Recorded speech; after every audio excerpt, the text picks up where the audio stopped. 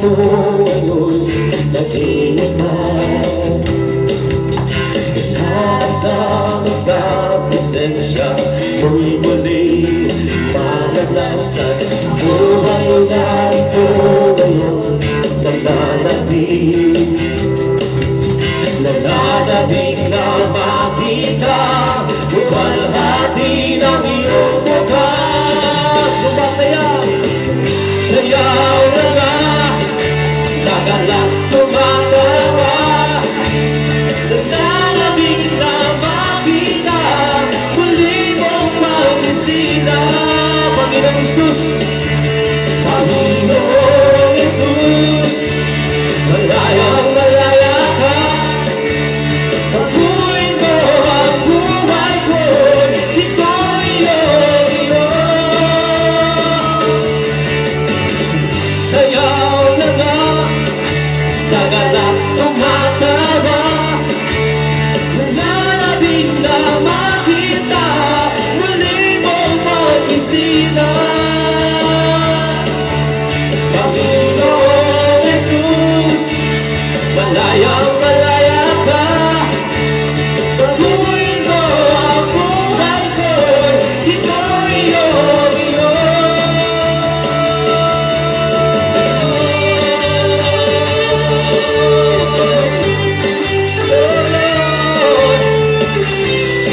Praise the Lord Jesus.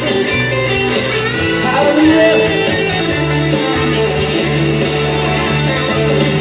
Sayaw na nga, sa galak tumatawa. Nananabik na makita, muli mong pagbisita. Panginoon, Panginoong Jesus, malayang malaya ka. Pagbuhin mo ang buhay ko, ito'y iyong iyo. Pagbuhin mo ang buhay ko, ito'y iyong iyo. Pagbuhin mo ang buhay ko, ito'y iyong iyo.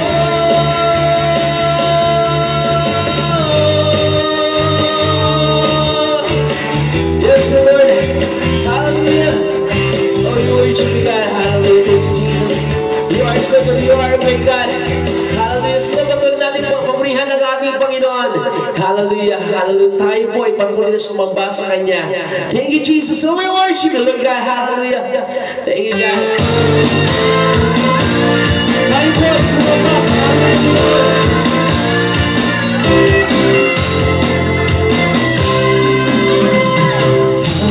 Sumamba ang purihin sa walang natinang pangalan niya. Diyos namin naman, Diyos namin naman, papupurihan ka. Awitan ka lumay tuto. Ganda sila ako, ganda sila ako. Tunay at magasa puso ko, pag-ibig mo'y hindi magbabago. Sa kapangyarihan mo, kami ay doon nagtitiwala. Dahil kanyang nilala, purihin siya. Ay sumamba, ay sumamba, at purihin siya. Walang tinang pangalan niya. Diyos namin naman, Diyos namin naman, papupurihan ka. Awitan, awitan ka naman. Katapilan mo, katapilan mo. Tunay at magasa puso ko, pag-ibig mo hindi magbabago. Sa kapangyarihan mo, kami ay doon nagtitiwala. Dahil kanyang nilala, purihin siya.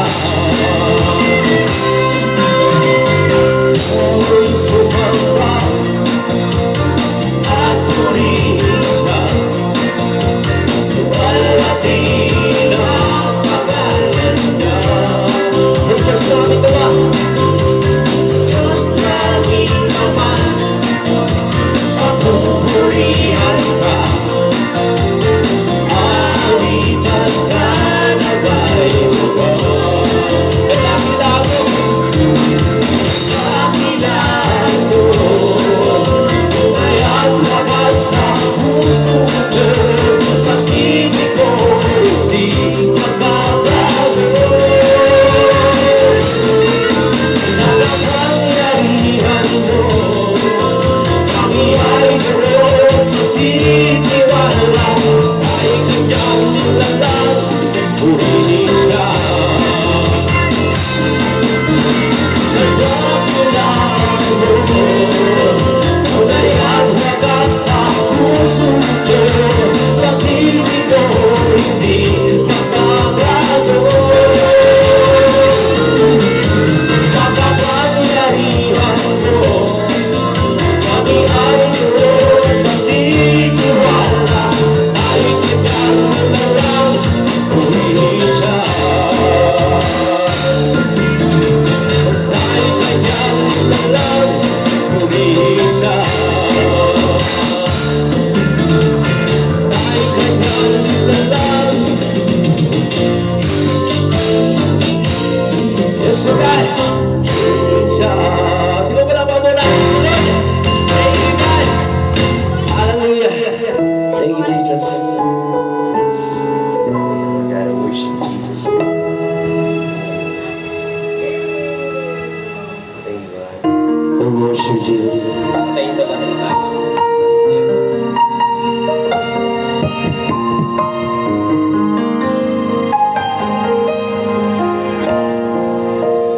Okay niyo lang kasi yan. Pupurihin ka, O Diyos. Ang aming alay ay pasamba. Kawalhatian, buong karangalan, kapangyarihan mo'y walang katulad. Ikaw ang tunay na Diyos, ika'y walang katulad. Ika'y nag-iisa, ikaw lamang, wala nang iba. Sa'yo ang aming awit, dinggin ang aming inig, isisigaw sa buong mundo. Pupurihin ka, O Diyos. Pupurihin ka, ang aming dalan.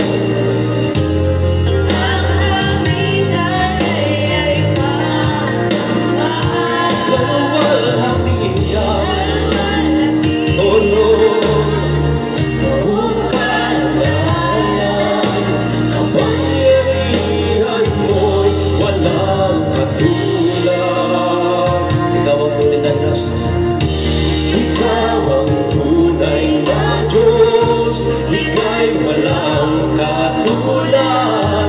Ika'y nag-iisa, ikaw lamang, wala nang iba. Sa'yo ang aming awit, dinggin ang aming tinig, isisigaw sa buong mundo. Ikaw ang tunay na Diyos. Ikaw ang tunay na Diyos. So God, hallelujah. Yes, Lord. Yes, nakasapakan natin. Pinupurihan ka namin, Panginoon. Hallelujah. Sige mo, sabahin natin ang ating Panginoon, ang ating tunay na Diyos.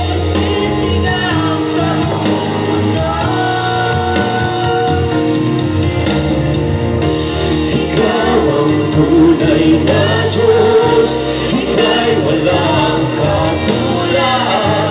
Ika'y nag-iisa, ikaw lamang, wala nang iba. Sa'yo ang aming awit, hindi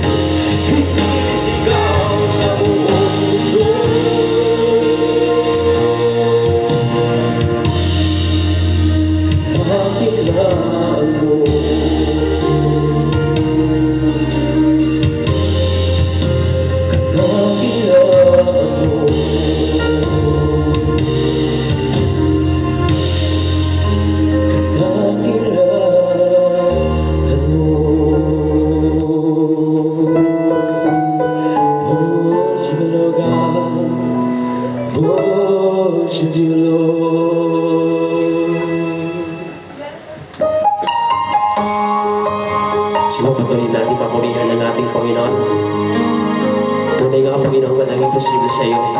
Walang mahirap sa iyo. Ikaw na Diyos sa makapangyarihan na kaya gawin ang lahat. Pupurihin ka, sambahin ka, Panginoon. Hallelujah. Higit sa aking kailangan, higit sa aking karanasan, higit sa aking isipin, ay kaya mong gawin. Higit sa aking kalakasan,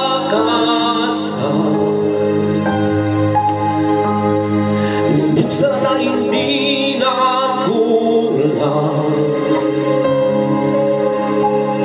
Higit sa aking isipin, ay kaya mong gawin.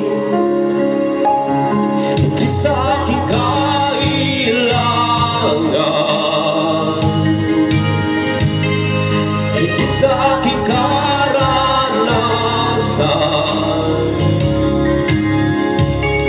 higit sa aking isipin, ay kaya mong gawin. Bawat araw ko ay hawak mo, di magagamba sa piling mo.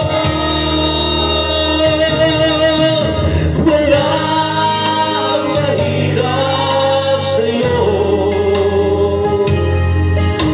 walang mahirap sa'yo. Ikaw ang Panginoon na makapangyarihan. Walang mahirap sa'yo.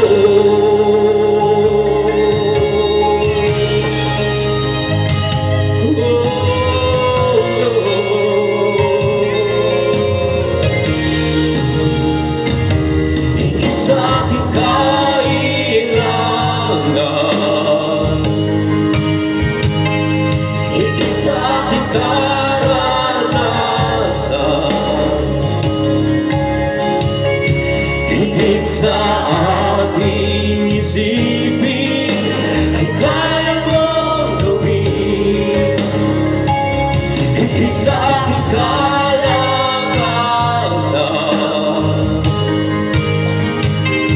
libis na hindi nakulang.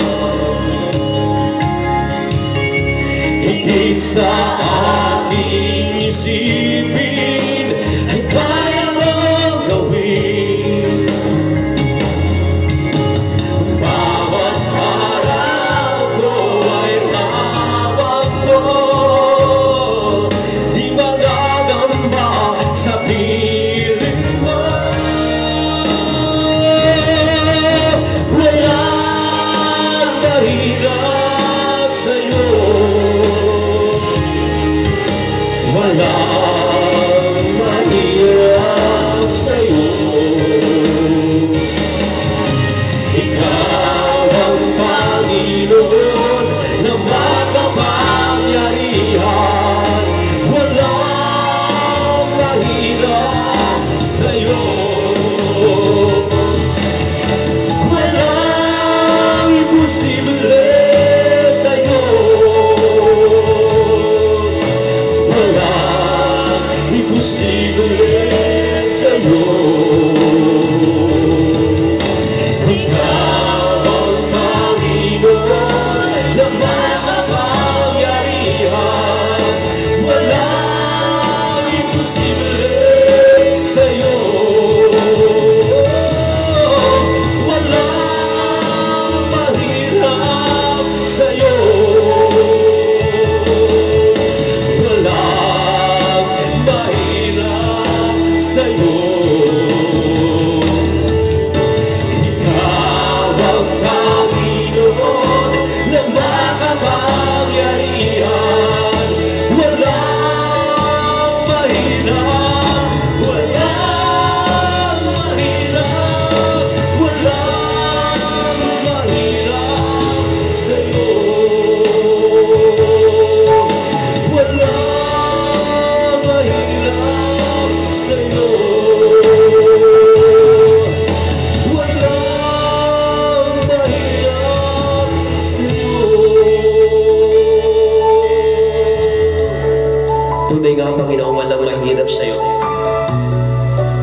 posible sa iyo, Panginoon.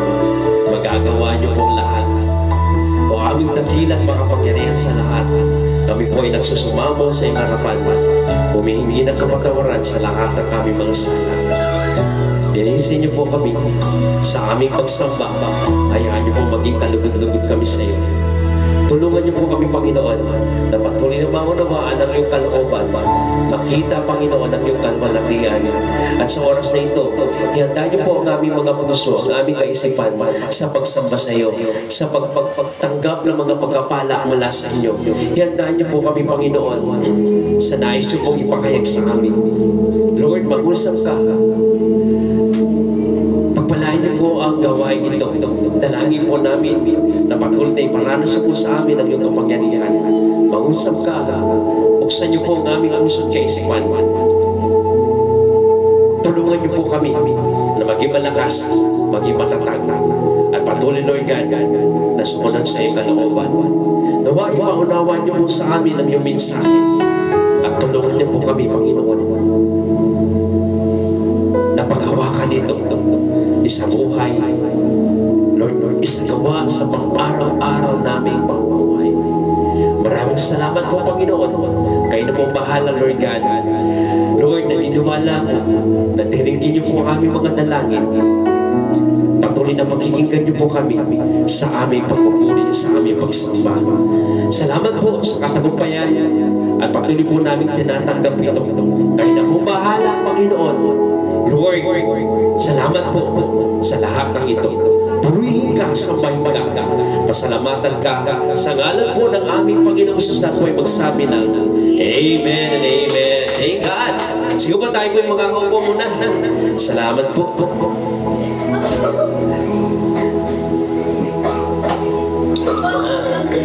So yun po, so mapagpalang hapon po sa ating lahat. At salamat po sa ating Diyos na tayo po ay nagkasama-sama. Napakahalaga po ng araw na ito kasi po ay napakahalaga po ng panalangin po natin. Maniwala po tayo na sa pamamagitan po ng panalangin, no, nakakausap natin ng Panginoon, nasasabi po natin ang ating mga hinaing, nasasabi po natin yung mga nahangarin po natin, mga kahilingan po natin. Pero bago po natin maipahayag po ang ating mga kahilingan, pakinggan po muna natin kung ano pong gustong sabihin sa atin ni Lord. Amen? Kung ano pong gusto niyang ipahayag sa atin. Masyado maya ko. Yun. Praise God. Yun. Dako muna tayo sa mensahe ng Panginoon. Palakpak muna natin si Lord. Yan. Thank you, Lord. Thank you, God. Thank you, Jesus. You are so good. You are great, God. Amen. So, nung Sunday po, kung natatandaan niyo po, masyado maya ko. Hello. Praise God. Yun.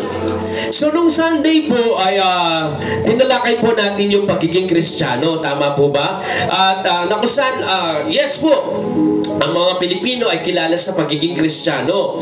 Pero ang pinag-aaralan po natin yung tunay na Kristiyano. Yan. Pag sinabi natin Kristiyano, sabi nga po, mga tagasunod ng Panginoong Hesus. Na noong sa Aklat ng Gawa, dito sila unang tinawag na Kristiyano. Kaya yung mga tagasunod ng ating Panginoon, yung mga nakusaan naniniwala sa ating Panginoon Kristo, sila'y tinawag na Kristiyano. At tayong mga nandito ngayon, tayo po ay naniniwala, tayo ay nananampalataya sa ating Panginoon Jesus, kaya tayo po ay tinatawag din po mga Kristiyano. Amen po? Yeah, so pag-aaralan po natin, tatalakayin po natin yung pagiging isang tunay na Kristiyano. Ano nga ba? So ang napag-aaralan nga po natin na ang Kristiyano ay mga anak ng Diyos. Kasi ayon sa Panginoong Jesus, hindi naman po pala lahat anak ng Diyos. Lahat tayo nilikha ng Diyos, pero hindi lahat anak ng Diyos. At ang anak ng Diyos, ang sabi nga po ng Panginoon, yaong lamang sumampalataya sa Panginoong Kristo. Yaong lamang nakikinig sa salita ng Diyos. Tama po ba? Yaong lamang na pinapatnubayan ng Banal na Espiritu. Ito lamang po yung mga anak ng Diyos. And then po, pag sinabi po natin Kristiyano, sila po ay ligtas. Ibig sabihin, tiyak po ang kanilang kaligtasan. Ano po yung ligtas na yun? Na kung saan, hindi na sila patungo sa impyerno, kundi sa kaharian ng Diyos. Tama po ba? So yan po yung ibig sabihin na pagiging Kristiyano. So, tuloy-tuloy po natin yung pag-aaral patungkol dito. So, pag-usapan po natin, ano ba yung mga palatandaan ng tunay na Kristiyano? Kasi, dahil po ako'y nakatira sa Pilipinas, at ako po ay talagang kilala ko po si Jesus, ako po ba talaga ay Kristiyano na? Yan. So, ano nga ba ang mga tanda ng isang tunay na Kristiyano? Ang isang tunay na Kristiyano, sabi po dito, ay may binagong buhay. Nagbago ang buhay niya. Yan po yung pinag-aanak ko saan makikilala natin sino nga ba talaga yung tumanggap kay Kristo. Yan, yung mga tunay na tumanggap, yung tunay na nananampalataya sa Panginoon.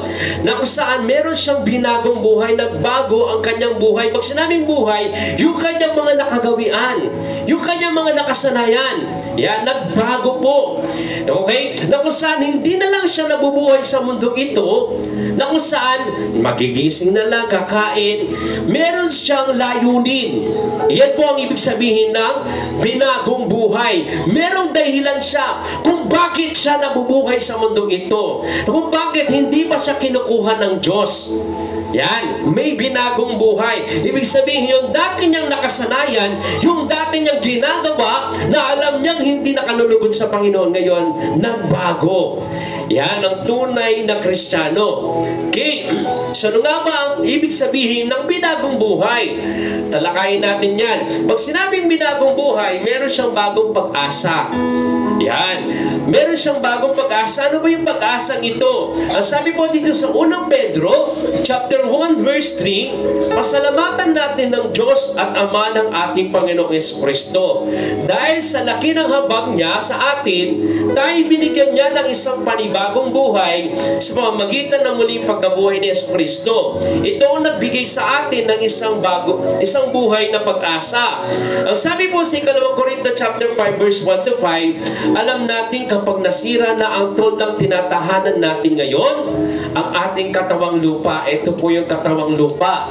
Kapag daw ito ay nasira, kapag daw ito ay nabulok na, itong katawang ito, kapag daw ito ay namatay na, ang sabi po dito, kami may tahanan sa langit na hindi kailanman masisira. Isang tahanang ginawa ng Diyos at hindi ng tao. Yan. So, ibig sabihin kapag tayo ay namatay na dito, asahan daw natin, ito daw yung bagong pag-asa natin, na tayo merong tahanan sa langit. Ibig sabihin, meron tayong lugar doon sa langit. Yan, kasi sabi nga po nung pinag-aralan natin, ang tunay na Kristiyano ay ligtas. Makakasama siya doon sa kanyang kaharian, sa kaharian ng Panginoon. So yan po ang ibig sabihin ng may bagong pag-asa. Pag-asa mo na balang araw, may tahanan ka doon sa langit. May lugar ka doon sa langit. Yan. Dumaraing kami habang kami nasa toldang ito. Habang nandito tayo, nagkakasakit tayo, tama po ba? Eto, nakakaramdam tayo ng sakit, nakakaramdam tayo ng problema, yan, nakakaramdam tayo ng pighati dahil sa katawang ito, katawang panlupa. Sabi po dito, at labis na nananabik sa aming tahanang makalangit upang kung mabihisan na kami nito, hindi na kami matagpo ang hubad. Habang nakatira pa kami sa toldang ito, kami naghingi ng peace at dumaraing. Habang tayo nabubuhay sa mundong ito, tama po ba? Dumaraing tayo. Naiisip natin bakit nagugutom tayo, yan, nagkakaproblema tayo, dumaraing tayo, at nagkakasakit tayo. Yan, katotohanan yan habang tayo nabubuhay dito sa mundong ito. Hindi dahil nais naming iwaksi ang katawang panlupa, kundi dahil nais na naming mabihisan ng katawang panlangit. Itong si sumulat dito, sinasabi niya, sa totoo lang, gusto niya nang magkaroon ng katawang panlangit, na kung saan makita na niya ang kanyang lugar dun sa taas sa langit. Di ba? So, kaya lang, siyempre may mga layunin pa siya, meron pa siya mga purpose dito sa mundong ito. Sabi niya dyan, sa gayon, ang buhay na may katapusan ay mapapalitan ng buhay na walang hanggan. Ang Diyos mismo ang naghanda sa amin para sa ganitong pagbabago. At ibinigay niya sa amin ang Espiritu bilang katibayan na ito'y matutupad. So, yan daw ang palatandaan. Di ba yung tumanggap sa Panginoon ay pinapatnubayan ng Banal na Espiritu. Yan ang tunay na Kristiyano. Tunay na anak ng Diyos, pinapatnubayan ng Banal na Espiritu. Ito yung sinasabi niya, na kung saan habang dito sa mundong ito nakakaranas ka ng mga problema, pagsubok, mga hinanakit, yan nga, nahihirapan tayo. Pero sabi po dito, ito yung pag-asa natin. Balang araw matatapos din ang lahat ng ito. Kasi meron tayong tahanan doon sa langit. Meron tayong lugar doon sa langit. Tiyak ang ating kaligtasan kapag ikaw ay isang tunay na Kristiyano. Kasi binago na ang buhay mo at ang bagong buhay mo, yung bagong pag-asa na ikaw ay makakasama doon sa kalangitan. Amen! Amen. Praise God, palaman natin si Lord. Sabi po, and then ang bagong buhay, yung binago na ang buhay, meron siyang bagong pagnanasa. Ano ba yung pagnanasa o pagnanais na yan? Ano ba yung naisin ng isang taong binago ang buhay? Maaring hindi ito yung hangarin mo noon. Dati maaring siguro lahat gusto mo, sa'yo ang mundo, lahat gusto mo, ganito sa'yo lahat ng bagay. Pero nung ikaw ay binago na ng Diyos, nung ikaw ay nanampalataya kay Kristo, nagkaroon ka ng bagong buhay, meron kang bagong pagnanasa. Ano ito? Maging kalugod-lugod sa Diyos. 2 Corinthians chapter 5 verse 9. Kaya naman, ang pinakananais namin ay maging kalugod-lugod sa Kanya. Maging nasa katawang lupa o maging nasa piling na niya. Maging kalugod-lugod sa Panginoon. Kaya nga, minsan, di ba, chine-check natin yung mga ginagawa natin, ay parang mali itong ginagawa ko. Diba? Parang hindi ito magugustuhan ng Diyos. Yeah, so, kaya nga po tayo po, ang tunay na mananampalataya, nagbabago po. Okay? Nagbabago. Na kung saan, tinitingnan mo, ay kalugod-lugod ba ito sa Diyos? Mapapangiti ko ba ito o sa Diyos? Kasi yun ang tunay na Kristiyano. Iniisip niya kung ano yung nakalulugod sa ating Diyos. Amen? At alam ko po, naniniwala po ako sa tulong ng Banal na Espiritu, marami nang binago sa atin ng Panginoon at marami pa siyang babaguhin sa atin. Na kung saan, upang tayo sa pagharap natin sa Kanya pagdating ng araw, kapag imimit na natin si Lord, kapag kakatagpuin na natin ang Panginoon, matagpuan niya tayong kalugod-lugod talaga sa Kanya na walang kapintasan. Amen? Amen. Hallelujah. Palakpakan po natin si Lord. Colossians chapter 3 verse 1 to 2. Yamang binuhay kayong muli na kasama ni Kristo, ituon ninyo ang inyong pag-iisip. Ayan. Diba? Kahit ang pag-iisip natin, binabago ng Panginoon yan. Binabago na niya. So sabi dito, saan dapat lagi nakatuon ang ating isip? Ano ba yung dapat lagi laman ng ating isipan? Sa mga bagay na nasa langit na kinaroroonan ni Kristo na nakaupo sa kanan ng Diyos. Kahit ang isip natin, dapat lagi nabago yan. Binabago. Yung mga bagay na kung saan kalugod-lugod sa ating Panginoon Kristo. Yan. Ang mga bagay na panlangit, ang isaisip ninyo, hindi mga bagay na panlupa. Kasi yung mga bagay na panlupa, sabi nga ng Panginoon, lahat ng yan, hindi mo dadalhin yan. Magagamit natin yan habang nandito tayo sa mundong ito. Pero hindi dapat daw yung laging priority natin. Yun ang laging iniisip natin, na magkaroon ako ng ganito, na magkaroon ako ng ganyan. Kasi daw, ang dapat lagi natin isipin yung mga bagay na makalangit, kung ano ang nakalulugod sa Panginoon. Amen? Diyan natin makikita ang isang tunay na Kristiyano. Ang isang tunay na Kristiyano na binabago ang buhay niya. Niisip mo ay, eto, magagamit ko to para sa Panginoon. Diba? Kasi iniisip mo lagi yun. Ay, ito, magagamit ko to para sa gawain ng Panginoon. Ito, para ito sa gawain ng Panginoon. Kasi lagi mong iniisip yung mga bagay na makalangit, kung ano yung makalulugod sa Panginoon. Yan. Pero yung ang taong nawala sa Panginoon, yung hindi talagang tunay na Kristiyano, masyadong makasarili. Laging iniisip lang, ang bagay na ito makakatulong sa akin. At ang bagay na ito makakapagginhawa sa akin. Itong bagay na ito para sa akin ito. Okay? Pero ang tunay na Kristiyano, sabi nga po, laging iniisip kung ano po yung para sa Panginoon. Amen? Praise God, palaman natin si Lord. Unang Korinto chapter 10 verse 31. Kaya nga, kung kayo'y kumakain o umiinom o anuman ang ginagawa ninyo, gawin ninyo ang lahat sa ikararangal ng Diyos. Yan po, kahit kung ikaw ay kumakain, umiinom, o kung anuman daw ang ginagawa mo, lagi mong isipin, ito ba ay nakalulugod sa Diyos? Yan kasi ang bagong naisin ng isang tunay na Kristiyano. Yan ang bagong puso niya, yung bagong kaisipan niya, yung bagong goal niya, maging kalugod-lugod sa Panginoon, maging kalugod-lugod sa ating Diyos. Yung ginagawa ko, yung kaagad-agad magagalit ako, kalugod-lugod kaya yan sa Panginoon. Yung kaagad-agad magdadabog ako, kalugod-lugod kaya yan sa ating Diyos. Yung kaagad-agad ganitong gagawin ko, kalugod-lugod kaya yan sa ating Diyos.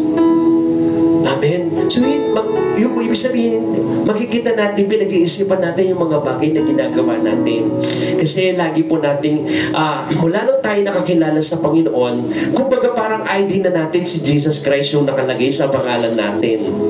Lagi nakikita sa atin si Jesus. Yan. So, natatandaan niyo po, sabi nga nung isang kwento, nung Sunday, nagtataka daw yung asawa niya, nagbago sa'yo. Bakit? Diba? Nakwento po niya, diba? So, ibig sabihin, yan po yung tunay na talagang tumanggap kay Kristo. Meron nagbago sa kanya.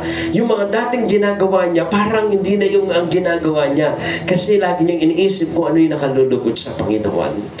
Amen? Praise God. Palaman natin si Lord. Next, sabi po dito, may panibagong lakad. Yan. Dati siguro, kung lumalakad ka, lagi mo na lang inisip kung paano ka magkakaroon ng pera. Yan, yun na ng lakarin mo. Siguro dati, iniisip mo lagi kung paano mo meet yung mga kaibigan mo, mga barkada mo. Yan. So, dati, kapag naglalakad ka, kung lagi mong ginagawa kung paano po kayo kakain, makakahanap ng makakain, madidiskarte. Pero nung ikaw ay nakakilala sa Panginoon, yes, ikaw ay naglalakad para ikaw magkaroon ng pera, magkaroon ng pagkain, makita mo ang ibang tao, pero hindi na lang yun ang ginagawa mo. Hindi na lang yun ang dahilan kung bakit ka nabubuhay. Ang sabi po dito, sa 2 Corinthians chapter 5 verse 7, sapagkat namumuhay kami batay sa pananampalataya at hindi sa mga bagay na nakikita. Lumalakad ka na ngayon ng may pananampalataya. Yan po.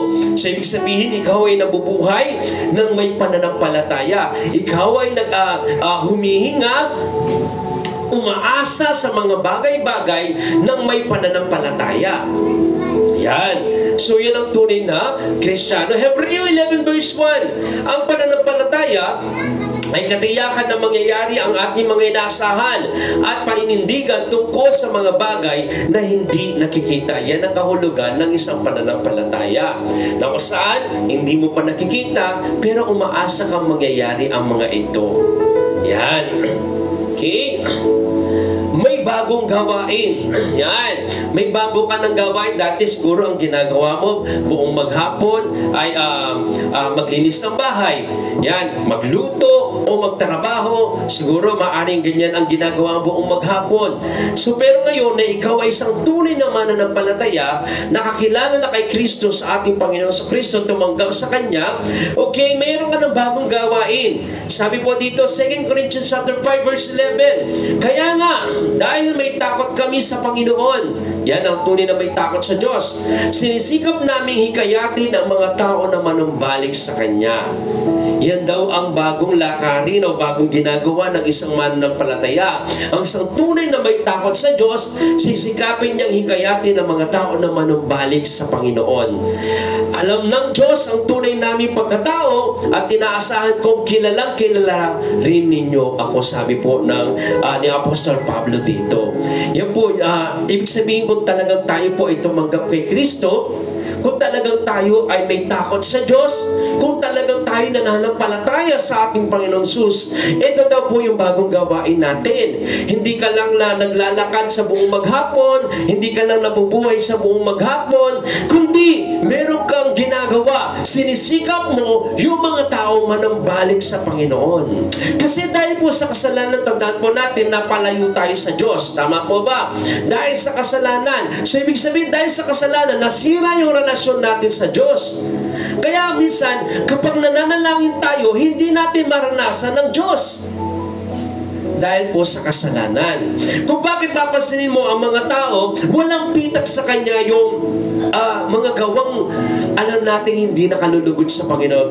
Kanina lang, yung may bisita yung kapitbahay.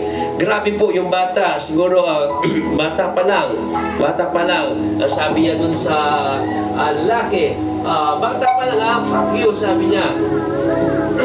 Sabi ko, bata pa lang. Ganun na yung mga lumalabas sa bibig niya. Diba? So, and then yung magulang, tumatawa lang. Matawa. So, makita natin na yung kasamaan, parang nakalulugod pa sa kanila. Pero yung tunay na tumanggap sa Panginoon, yung nga, nababago. Dahil po sa kasalanan, napalayo ang tao sa Diyos. Ngayon, tayo mga nakakilala at tumanggap kay Kristo, tutulungan natin ang mga ibang tao manumbalik sa Kanya. Kaya nga ginagawa po natin ang lahat para mahikayat po sila. Amen! Praise God, palapan natin si Lord. Gawa chapter 2 verse 47. Nagpupuri sila sa Diyos at kinalulugdan sila ng lahat ng tao. At bawat araw ay dinaragdag sa kanila ng Panginoon ang mga inililigtas. So yun po kasi mga pangyayari dito sa gawa na to, yung mga talagang humahayo po sila. Talagang nagsishare po sila ng gospel patungkol sa mabuting balita, patungkol sa ating Panginoong Hesus, patungkol sa kanyang paghahari. Kaya po yan, yung mga tao, ang grabe po, kada po na sila'y nagkakatipon, merong bagong nakusaan na dumarating para manampalataya sa Panginoon. Ganoon po sila kasipag para hikayatin ng mga tao. Take note po, hindi po madali po sa kanilang maghikayat dahil po hinuhuli po ng mga ibang tao ang mga mananampalataya ng ating Panginoong Hesus. Kinukulong, pinapakain sa leon, pinapako sa krus, sinusunog. Ganun po yung kanilang kalagayan. Pinagbabawal po sa lugar po nila, sa panahon po nila, ang patungkol sa pananampalataya sa ating Panginoon. Pero, ganun pa man, hindi napipigilan yung mga mananampalataya na sila'y humayo at hikayatin ng mga tao manambalik sa Panginoon. Tayo po, nandito tayo sa lugar na malaya tayo. Diba? Kahit may makarinig sa atin dyan, hindi tayo hulihin, hindi tayo sasaktan. Malaya tayo. Pero bakit ang hirap sa atin, di ba, walang nadaragdag, kasi kung may dumaragdag pero kakunti lang. Pero sa panahon nila, kapag ikaw ay mananampalataya ng Panginoon, huhulihin ka, ikukulong ka, lalatiguin ka, ipapako ka, ipapakain ka sa mga leon. Di ba? Susunugin ka ng buhay. Pero marami pa rin nahihikayat. Kaya kasi maliwanag po sa kanila, maliwanag. Kapag ang taong ito, kapag hindi siya nanampalataya kay Kristo, impyerno siya. Impyerno. Kapag hindi siya nanampalataya sa Panginoon. Yan.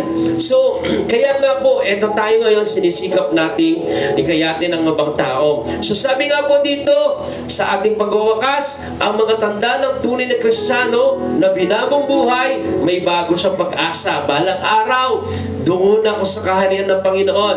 May bagong pagnanais ang naisin niya, maging kalugod-lugod sa ating Diyos. May panibagong lakad, lumalakad ng may pananampalataya, at may bagong gawain ang hikayatin ang mga tao na manumbalik sa Panginoon. Amen? Sige tayo lahat tumayo. Praise God.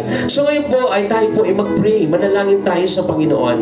Ipanalangin po natin yung mga ibang tao na makakilala sa Panginoon. Tumulog tayo sa ating Diyos. At Hilingin natin na gabayan tayo ng Banal na Espiritu. Bigyan tayo ng tapang at lakas para gawin yung mga bagay na ito na kung saan lumakad tayo na may pananampalataya at yung mga bagay na alam natin ginagawa natin na hindi ka lugod-lugod sa Panginoon. Humingi tayo ng tulong kay Lord na mabago na ito at mapalitan ng isang pamumuhay na nakalulugod sa Kanya. Ibig sabihin, pagsisihan natin yung mga ginagawa natin, alam natin mali, alam natin hindi ka lugod-lugod sa Panginoon.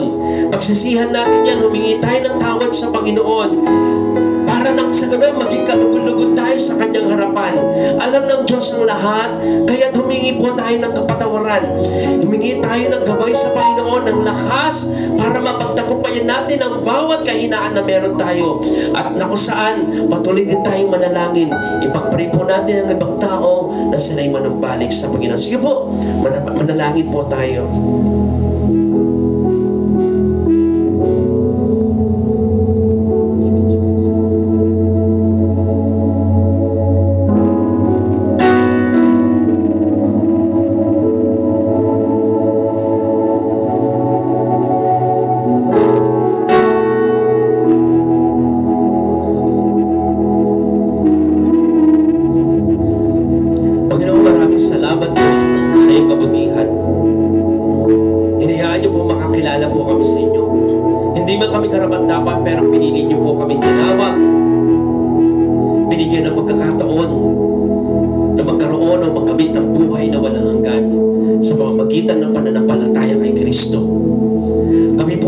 Nakakakilala sa inyo, nakakapagpuri, nakakapagsamba kahit hindi man po kami karapat-dapat. Dahil sa iyong biyaya, kaya po namin nagagawa ang mga ito. Salamat din po dahil binabago niyo po kami araw-araw. Binabago niyo po ang aming puso, binabago niyo po ang aming kaisipan, binabago niyo po yung mga ginagawa po namin sa araw-araw.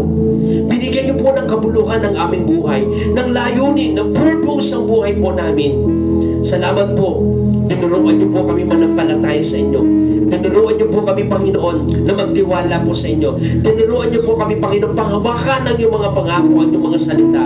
Tinuruan niyo po kami, Panginoon, na umasa sa inyo, Panginoon. At maraming salamat po sa katatagan at kalakasan na binibigay niyo po sa amin. Lord, dinadalangin po namin ang mga ibang tao na tulungan niyo po silang makakilala po sa inyo. Buksan niyo po ang kanilang puso't kaisipan. Maunawaan po nila na kailangan po nila ng kaligtasan.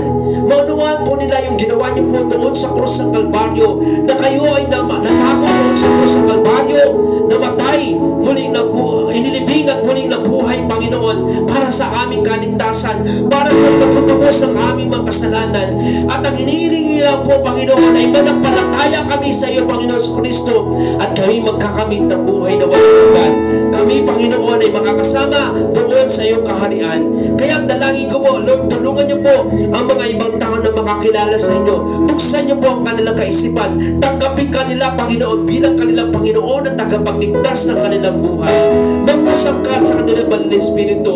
Hallelujah! At hayaan niyo rin po silang makasama po namin sila sa pagsamba po sa inyo. Makasama rin po namin sila sa pagkikinig ng iyong salita. Makasama rin po namin sila sa pag-aawitan, sa pagpupuri sa iyo po, Panginoon, at sa paglilingkod po sa iyo, O God.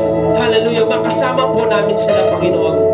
Lord, patuloy na gamitin niyo po kami, Panginoon. Gamitin niyo po kami para maibahagi po namin kayo, para maikayat po namin ang ibang tao, para magtulungan po sila makakilala sa inyo.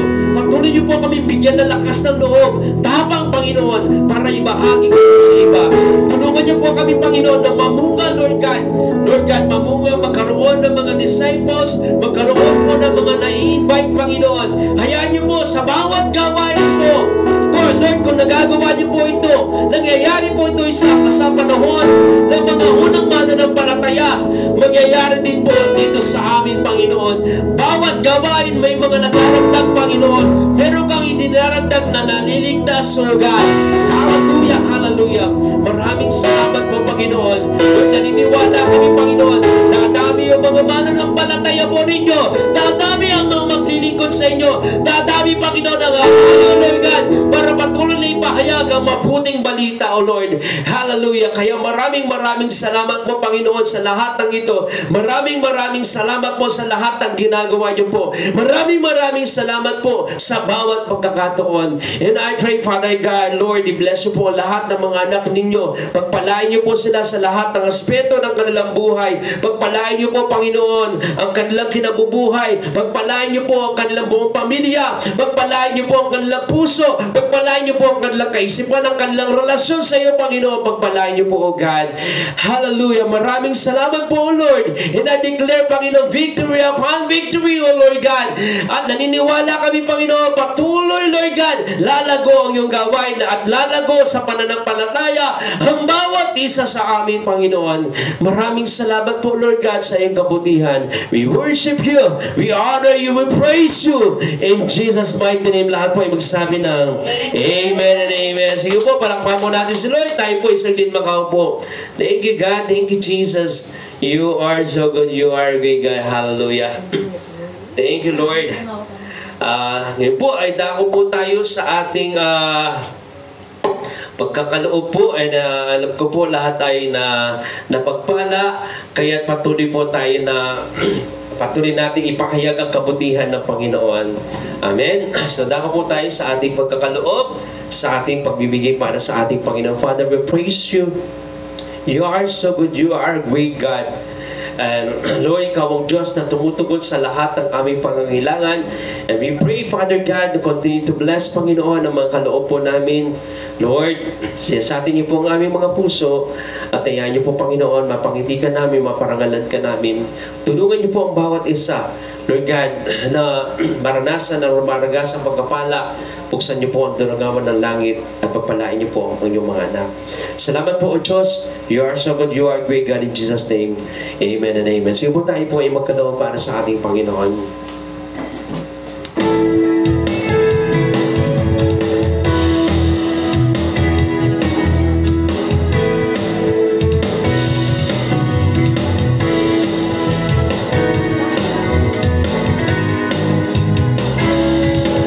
Tayo bumawi.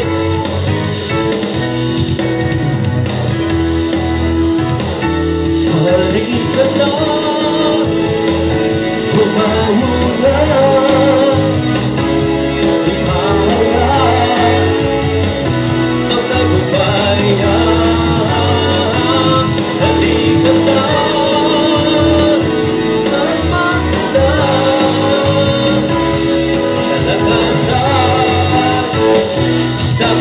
sa Diyos.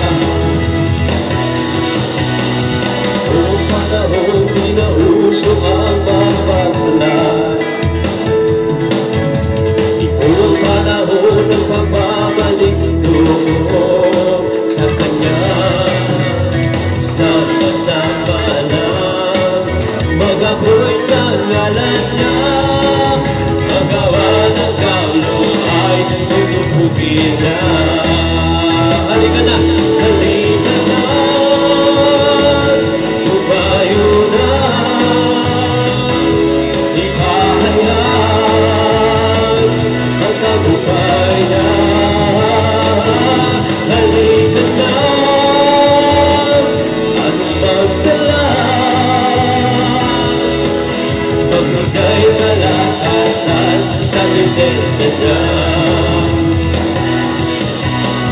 O panahon pinauso ang mapagsalan. Ito ang panahon ng pagbabalik loob sa Kanya. Sama-sama lang mag-apoy sa ngalan Niya. Ang gawa ng kapwa ay tulubugin na. Halika na, halika na, tumayo na, ipahayag ang tagumpayan. Halika na, at magdala, kalakasan sa presensya Niya.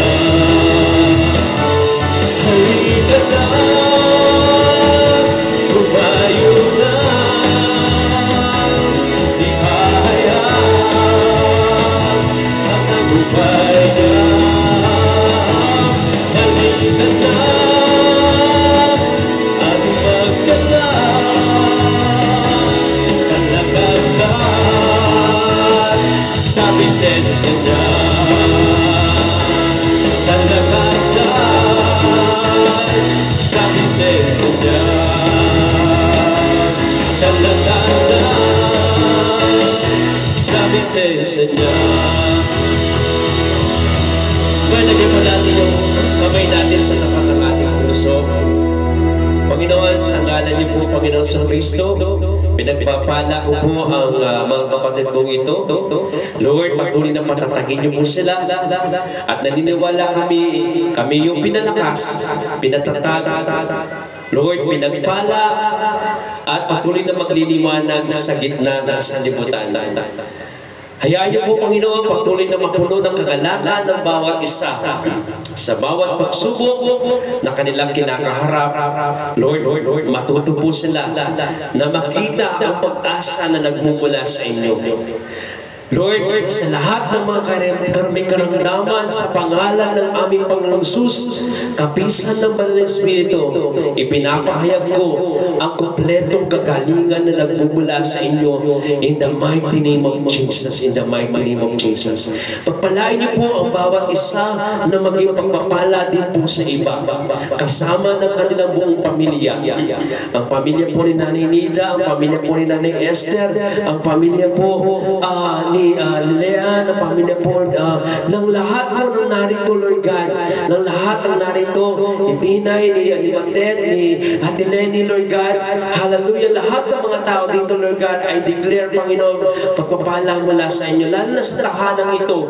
Lord, ibuhos yung rumaragas ang pagpapala sa tahanang ito, at patuloy na gamitin niyo po, Lord God, para patuloy na magliwanag ang iyong glory, Panginoon, sa tahanang ito.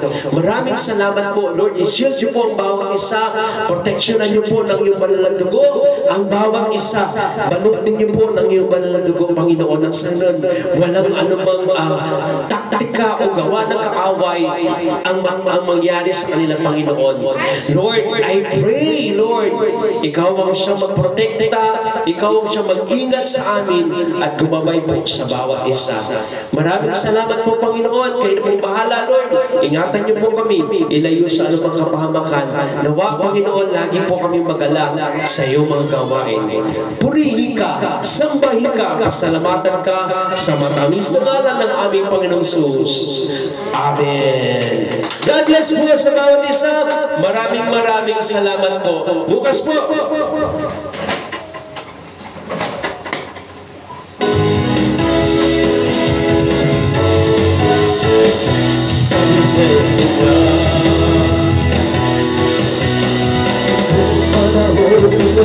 So